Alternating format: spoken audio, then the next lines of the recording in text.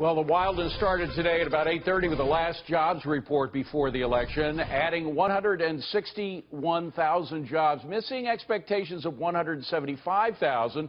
The unemployment rate did go down a tick to 4.9%, but that's because more discouraged workers pulled out of the labor force. Donald Trump slamming what he calls President Obama's failed policies earlier today.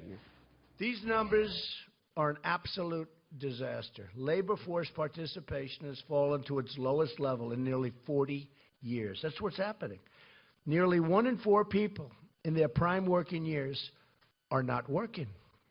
Here now for reaction, Steve Forbes, Forbes media chairman, Jack Hough, senior editor at Barron's magazine, and Ingrid Pierce of Walker's Global. Thank you all for coming. Steve, is Trump right? He is, David, especially when you look at the prime working years of 25 to 54. That labor participation rate is still one of the worst in decades.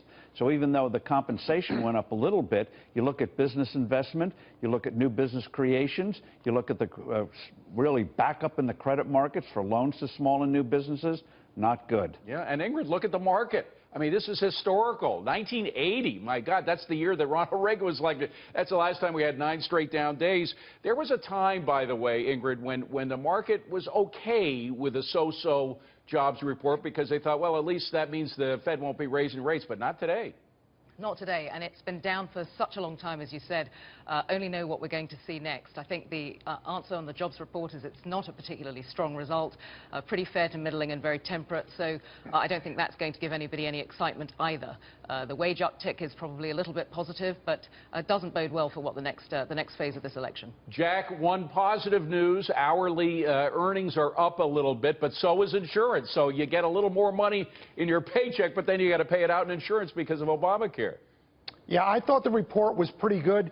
No one cares in terms of voting. If you're a voter who didn't know who you liked on Thursday, you weren't hanging out to wait to see what the labor force participation rate was on Friday. But I think the good news here, David, about this stock market is, yes, it's been falling a little bit each day. But there were some, a lot of us were worried in the event of a Trump win that you could see a real tumble in the market. I think this is kind of invalidating that because it has been a very gradual decline, and Trump's chances are rising significantly. All right, let me just ask straight out then. Steve Forbes, is the market more worried about a Trump win or a Hillary Clinton win?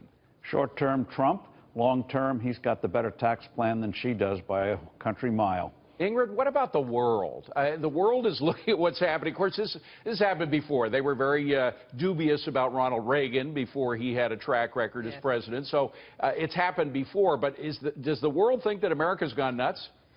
Unfortunately, sometimes, and some people do, but, look at what's happening in the rest of the world, too. It's not only America. This is a global phenomenon. I think we've seen uptick in risings in different parts of the country. We've seen this happen in the UK and other places. So America is not alone by any means.